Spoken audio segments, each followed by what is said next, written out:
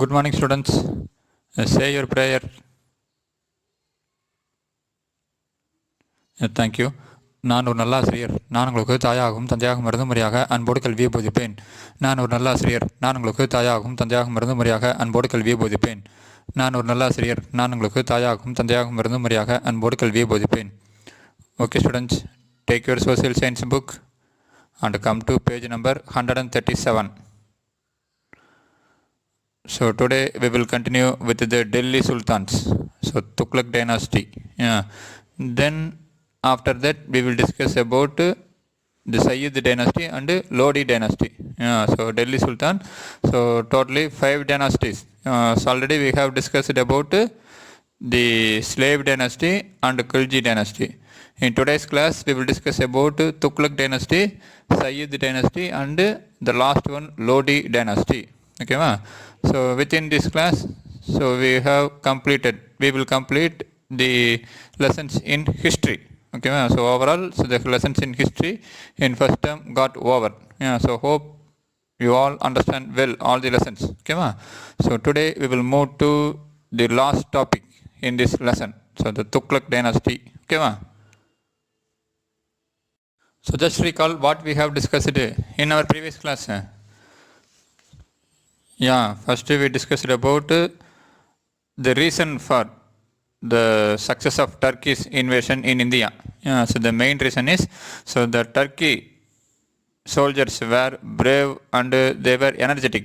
Yeah, but Indians, so they were often quarrel with each other. Yeah, so they viewed each other with distrust. Yeah, so that paved for the entry of the Turkey invaders. Yeah. So first the slave dynasty. So it was established by Qutbuddin Aibak. So Qutbuddin Aibak, so he was one of the slave of Muhammad of Ghori. So Muhammad of Ghori, after defeating Prithviraj Chauhan in the year 1192 AD in the Battle of Tarain, so appoint Qutbuddin Aibak as the governor of his captured territories. Yeah.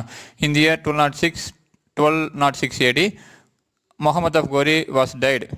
So by using this chance, Qutbuddin Aibak declared himself as the ruler of India, so ruler of the places in India captured by Muhammad of Ghori. So he established the slave dynasty. So we discussed about Qutbuddin Aibak. Then he was succeeded by his son-in-law Iltutmish. Okay, so Iltutmish. So he only completed the construction of Qutub Minar, so started by Qutbuddin Aibak. Then so he avoided threat of Mongols under Genghis Khan, so who just passed away the territories of India, so the frontier of India, by not giving shelter to Shah Alamuddin, so who had been driven out by Genghis Khan. Then we discussed about Russia, so the only female ruler of Muslim kingdom. Then Ghiyasuddin Balban. So Balban, he abolished the 40 established by Iltutmish. Then he have some understanding with the Mongols. So he have some understanding with the Mongols and make an assurance they would not advance beyond Satluj. Then we discussed about Khilji dynasty. So the first ruler of Khilji dynasty was Jalaluddin Khilji. Then he was succeeded by Alauddin Khilji. Alauddin Khilji was the ruler, Muslim ruler, who invaded South India first time. So he sent his lieutenant Malik Kafur to invade Madurai. Then his political and administrative reforms were impressive as like that of the military conquest. So he introduced a lot of changes. So he introduced a new type of revenue system. So during the medieval India, so we have discussed that and all. Salahuddin Khilji died in the year 1316. After that came the important dynasty, THUGLAK dynasty. So THUGLAK dynasty, so it was established by Ghiyasuddin THUGLAK. So Alauddin died in the year 1316. So the failure of his successors to capture power, to hold the power, so led to the seizure of power by Ghiyasuddin THUGLAK, who founded the THUGLAK dynasty. So Alauddin Khilji died in the year 1316. His successors were weak. So they can't able to capture the power. Using this chance, Ghiyasuddin Tughlaq captured the throne and founded the Tughlaq dynasty. So one of the major tasks of Ghiyasuddin as the Sultan was to recover the territories that the Sultan had lost during the turmoil. So that means confusion following the death of Alauddin. So because after the death of Alauddin, so his successors were weak. So by using this chance, so the Delhi Sultanate began to broke into peace. That means the governors, so they began to declare their independence. So the major task of Ghiyasuddin Tughlaq was to recover the territories that the Sultan had lost during the confusion followed after the death of Alauddin. Ghiyasuddin Tughlaq sent his son Juna Khan to fight against Warangal. So Ghiyasuddin Tughlaq, in order to make his position strong, sent his son Juna Khan to fight against Warangal. Juna Khan defeated Prataparutra of Warangal and returned with a rich wealth. So Juna Khan, the son of Ghiyasuddin Tughlaq, was sent to fight against Warangal. So he defeated Prataparutra of Warangal and returned with a rich wealth. So with this looted wealth, so with this plundered wealth, Ghiyasuddin is said to have laid the foundation of the city Tughlakabad near Delhi. So with this wealth, Ghiyasuddin is said to have laid the foundation of the city Tughlakabad near Delhi. However, as Alauddin treacherously killed his uncle Jalaluddin, Jana Khan was said to have killed his father and ascended the throne with the title Muhammad ibn Tughlaq in 1325. So Ghiyasuddin Tughlaq, so major task was to recover the territories that the Sultan had lost during the confusion, during the turmoil following the death of Alauddin. So Ghiyasuddin sent his son Juna Khan to fight against Warangal. So Juna Khan defeated the Warangal king Prataparutra and returned with rich wealth. With his looted wealth only, it was says that Ghiyasuddin had laid the foundation of the city of Tughlakabad near Delhi. So as like Alauddin, so killed his uncle Jalaluddin and captured the power, no. So like that, it was said that Juna Khan also killed his father. So but it was not a confirmed one. But it was said that Juna Khan have killed his father and ascended the throne with the title Muhammad bin Tughlaq in the year 1325. So Muhammad bin Tughlaq, so his period was very important in the medieval Indian history. Okay, Muhammad bin Tughlaq. So Muhammad bin Tughlaq was a learned man. So he was educated, but he was a person of cruelty. So though he was uneducated, he was a person of cruel. Alauddin had conquered, looted and left the old ruling families as his dependents. So Alauddin had conquered and looted, that is plundered, and left the old ruling families as his dependents. That means if he went to a place and attacked the king, means he just loot the wealth, he just plunder the wealth and make the ruler to accept his suzerainty, so to accept his power. But in contrast, Muhammad Tughlaq dreamed of making the whole of subcontinent under his direct control, under his domain. So in contrast, Muhammad bin Tughlaq dreamed of making the whole of the Indian subcontinent his domain.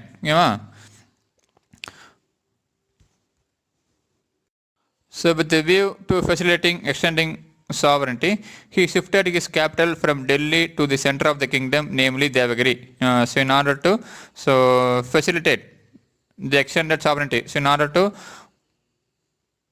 establish his power strongly, he wanted to shift his capital from Delhi to the center of the kingdom. So in order to facilitate extended sovereignty, so his kingdom was extended. So in order to control the kingdom, so from the center, he shifted his capital from Delhi to the center of the kingdom, namely Devagiri. He also changed the name to Daulatabad. So when Muhammad himself decided that the move was a mistake, he ordered a return to Delhi as the capital again. When Ibn Battuta, the Morocco traveler who was with the Sultan, returned to Delhi, he found Delhi empty, abandoned and had but a small population. So Muhammad bin Tughlaq wanted to rule his kingdom from its center position. So Muhammad bin Tughlaq wanted to rule his kingdom from his center position, because almost during Muhammad bin Tughlaq time, the whole India, except few part of Tamil Nadu, so south of Tamil Nadu, was left behind. Almost the whole of India was under the control of the Tughlaq dynasty. So he wanted to rule the whole kingdom from its center position. So during the time, the center region was the Deccan region, that is the Maharashtra state. So from there, he wanted to rule the whole country. So he shifted his capital from Delhi to Devagiri. That was not a mistake. But what he did means, he ordered the people, officials and all the persons to be moved from Delhi to Daulatabad. So that was the great mistake. So he ordered all the people and also the officers and all the government things. So not only government things, all the people. So he ordered all the people to move from Delhi to Daulatabad. So during that time, so traveling time, so many people lost their life. So some people tried to escape, but when they were captured by the soldiers, means they were severely punished. They were punished severely. So, but when later Muhammad bin Tughlaq, understanding his mistake, he again shifted his capital from Daulatabad to Delhi. Again, that was also a mistake. So when Ibn Battuta, so the Morocco traveler who was with the Sultan, returned to Delhi, found that the Delhi, the whole city was empty, abandoned and had only a small population. So it was a 40 days march to Daulatabad from Delhi. So it takes 40 days. So many people left and some hid themselves. So when they were found, they were killed cruelly. So describing the city as spreading over 8 or 10 miles, a historian observed all was destroyed. So complete was the rain that not a cat or a dog was left among the buildings of the city, in its palaces or in its suburbs or in its surrounding areas. So completely, so there was none. So only few are there. Even a cat or a dog was left. So there is no dog or a cat. So no animals even there. So very worst situation made because of the foolishness of Muhammad of Tughlaq. So Tughlaq also changed the Alauddin system of revenue collection in grain and ordered that land revenue which was increased should henceforth be collected in money. So Tughlaq changed Alauddin system of revenue collection. So Alauddin Khilji, so what he did in revenue collection?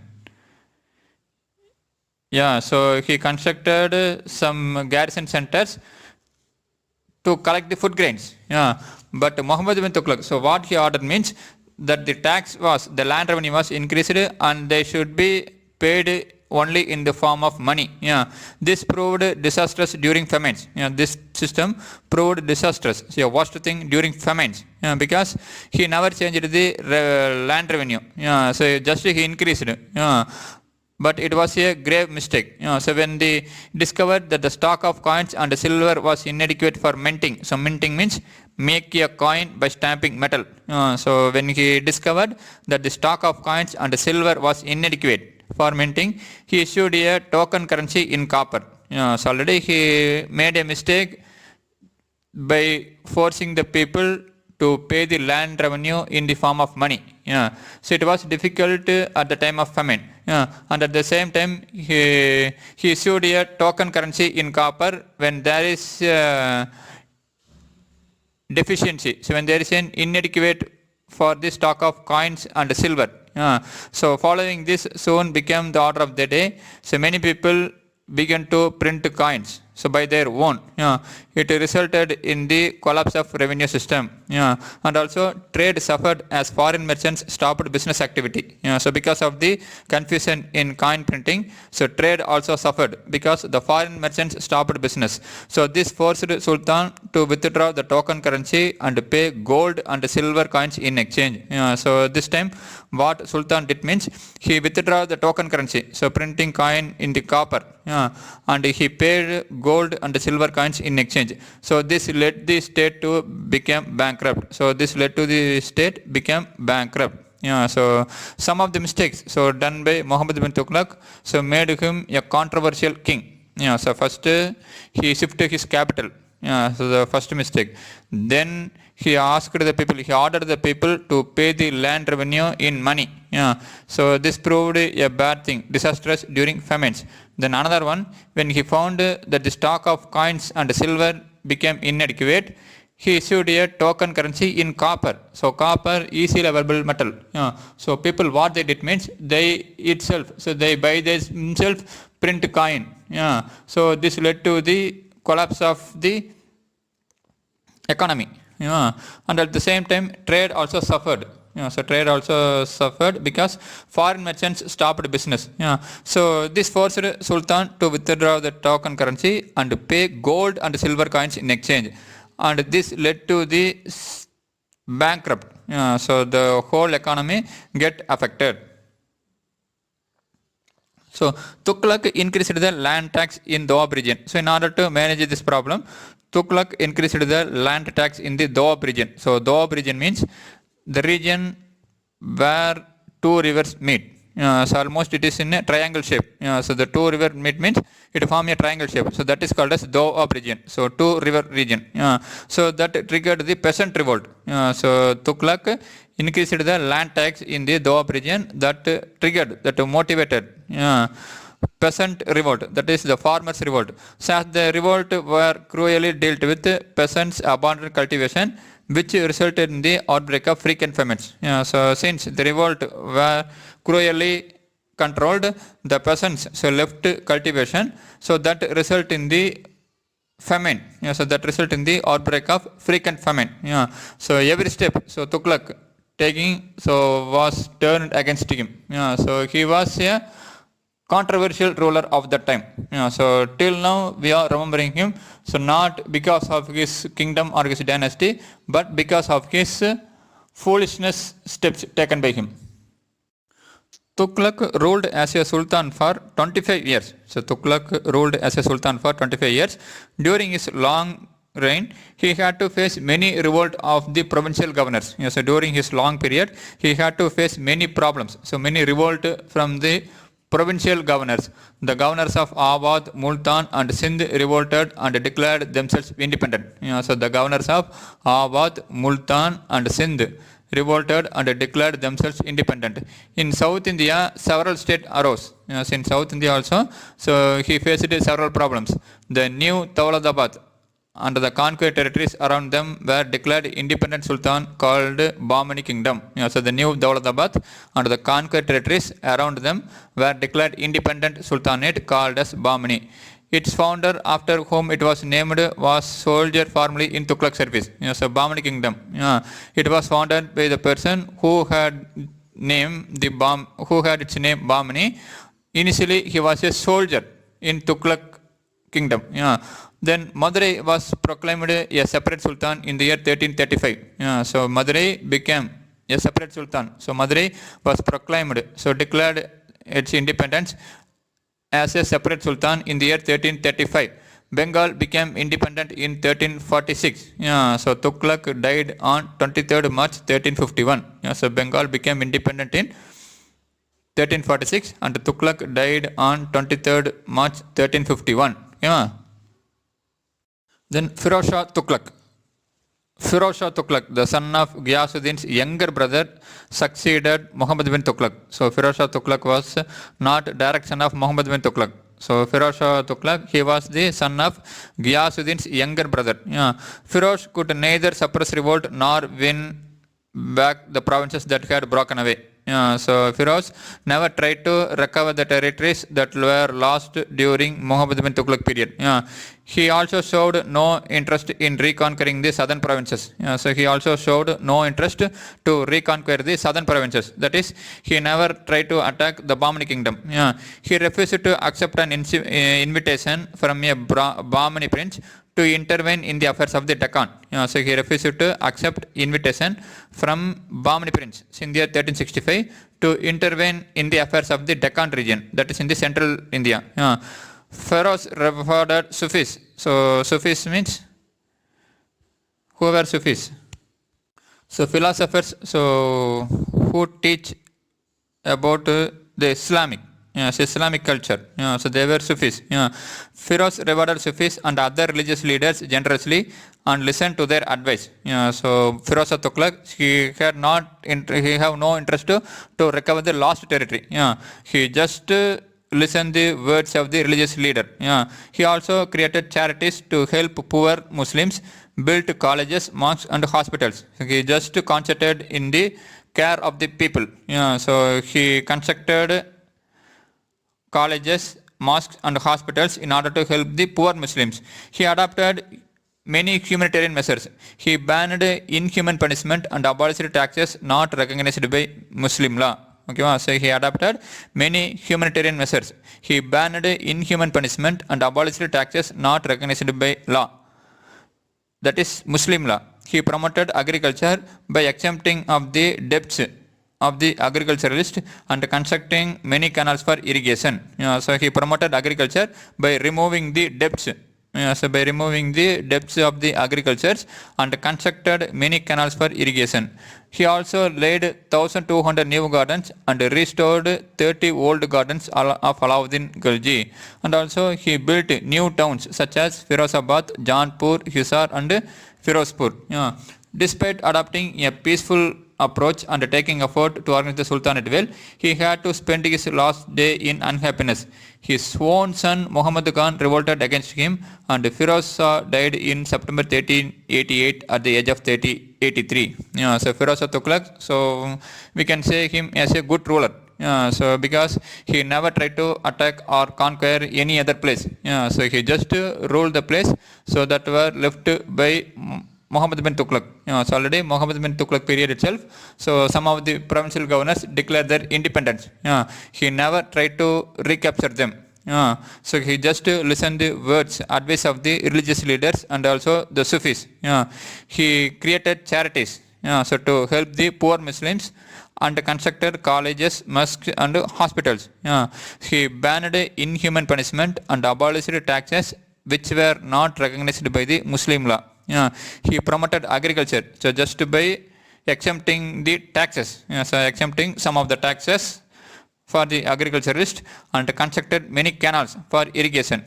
So though he ruled well, so though he adopted a peaceful approach, so the last period of his life, so the last days of his life, he was unhappy because his own son Muhammad Khan revolted against him and Firoz Shah died in the year September 1388 at the age of 83. Timur's invasion 1398. So the sacking, the bad behavior and massacre by Tamerlane or Timur of Delhi came a decade after Firoz Shah Tughlak died. So Firoz Shah Tughlak died in the year 1388. So after 10 years, so after a decade, so came the Timur. So came Timur, so who killed many people in a cruel way. As a ruler of the region around Samarkand in Central Asia, Timur had occupied some parts in the northwest of India. So Timur, so he was the ruler of Samarkand in Central Asia. So he had occupied some part in northwest of India. So during the time, so India had weak rulers. So there is no dynasty powerful. So Tughlak dynasty became very weak. So Firoz Shah Tughlak, after his death, the dynasty became very weak. So taking advantage of India's weakness, he entered India in December 1398 and plundered Delhi. And plundered Delhi and plundered the wealth of Delhi. Punjab, besides the Delhi city, was the province that suffered most by Timur's raid. So the worst affected state was Punjab. Timur, apart from carrying the huge wealth in the form of gold, silver, jewels, also took along Indian artisans like carpenters and masons to work on monuments in Samarkand. So Timur, after invading India, plundered the city of Delhi, and the worst affected state was Punjab. So Timur, apart from taking the wealth in the form of gold, silver, jewels, etc., he took some Indian artisans like carpenters and masons in order to work on monuments in Samarkand, so his city. Next, the Sayyid dynasty, so ruled from 1414 to 1451. Though the Sultanate fragmented, so fragmented means break into piece into a number of independent kingdoms, it endured for 114 years more till the Mughal invasion. So till the Sultanate. So though the Sultanate break into many independent kingdoms, it endured. So it continued for 114 years more till the Mughal invasion. Before leaving Delhi, Taimur left behind his representative Gizr Khan as the governor of the territories he had conquered. So before leaving Delhi, so Taimur appointed Gizr Khan, his representative Gizr Khan, as the governor of the territories he had conquered. So the places conquered by him were Delhi, Meerut and Punjab. So Gizr Khan founded the Sayyid dynasty in the year 1414, which lasted till 1451. The last ruler of Sayyid dynasty was Alauddin Alam Shah. So he abdicated, he left the throne in 1451. So this gave Bahlol Lodi the governor of Punjab, so Sirhind. So this gave the opportunity Bahlol Lodi to become the new Sultan of Delhi, leading to the establishment of Lodi dynasty. So Sayyid dynasty, it was established by Gizr Khan. So he was the governor of the territories, so captured by Taimur. So he founded the Sayyid dynasty, and this dynasty ruled till 1451. So the last ruler was Alauddin Alam Shah. So he left the throne in 1451. So which gave the opportunity to Bahlol Lodi, the governor of Punjab, to become the new Sultan of Delhi. So Bahlol Lodi established the Lodi dynasty. Lodi dynasty. In 1489, Bahlol Lodi was succeeded by his son Sikandar Lodi. So the Lodi dynasty, the last dynasty in Delhi Sultanate. So it was established by Bahlol Lodi, the governor of Punjab, the governor of Sirhind. So he was succeeded by his son Sikandar Lodi in the year 1489. So Sikandar was a patron of art and learning. So he was a patron of art and learning, and he founded the city of Agra and made it his capital. So you know Agra, so the city located near to Delhi. So the famous Taj Mahal, so located in Agra. So the city of Agra was founded by Sikandar. So it was his capital. He died in the year 1517 and was succeeded by his son Ibrahim Lodi. So Sikandar Lodi was succeeded by his son Ibrahim Lodi. So Ibrahim Lodi was defeated by Babur in the year 1526 in the Panipat battle, in the first battle of Panipat. So Sikandar Lodi was succeeded by his son Ibrahim Lodi, who was defeated by Babur in 1526 in the Panipat battle. So thus the Lodi dynasty and the Delhi Sultanate were ended by Babur, who went on establishing the Mughal Empire in India. So now the Delhi Sultan came to an end by Babur, and he established the Mughal dynasty. So Mughal dynasty established in the year 1526, so ruled almost 200 years. So after that, India was under the control of British. So the important period in the medieval India is the defeat of Lodi, Ibrahim Lodi, by Babur, so the great Mughal emperor. Okay students, so we have discussed the Delhi Sultanate dynasties. So first we discussed about the slave dynasty, then Khalji. Today's class we discussed about Tughlaq dynasty. So who was the founder of Tughlaq dynasty? Ghiyasuddin Tughlaq. So the most controversial ruler was Muhammad bin Tughlaq. Then we discussed about the Taimur invasion. So who was Taimur? So name the region, so ruled by Taimur. So he was the ruler of Samarkand, which is in Central Asia. Then we discussed about Sayyid dynasty. So who established the Sayyid dynasty? Gizr Khan. Who was Gizr Khan? So the governor, so the representative of Taimur. Who was the last ruler of Sayyid dynasty? Alauddin Alam Shah. Then Lodi dynasty. So who established the Lodi dynasty? Bahlol Lodi. Then who was the last ruler of Lodi dynasty? Ibrahim Lodi. So you can say the first Delhi Sultan was Qutbuddin Aibak, and the last Delhi Sultan was Ibrahim Lodi. Okay, very good. Islamic art and architecture. So the Delhi Sultans, so apart from conquering the territories, they constructed various cities and towns, and also monuments, and also architectural buildings. So we know that Qutb Minar, so the construction work was started by Qutbuddin Aibak and completed by Iltutmish. Apart from that, a lot of architectural wonders were made during the period of Delhi Sultans. So the mansions of high-ranking Muslim nobles, soldiers and officials were built first in cities and the neighborhoods. The mansions, so the place, large house, so for high-ranking Muslim nobles, soldiers and officials were built first in cities and the neighborhoods. Around them, the mosques in the imperial style, in the olden style, in the king style, were constructed by successive Muslim regimes in Delhi. So the buildings for high-ranking, so the large area buildings for high-ranking Muslim nobles, soldiers and officials were built first in the cities and the neighborhoods. Around them, the mosques in the imperial style. So imperial style means, so in a great style, in a royal style, were constructed by the successive Muslim regimes in Delhi. Mosques and madrasas, so look at architecturally different. So mosques, the place of worship of the Muslims. So madrasas, so the place where they get education. So madrasas is the place where the Muslims provided with education. Look at architecturally different. So both mosques and madrasas were different.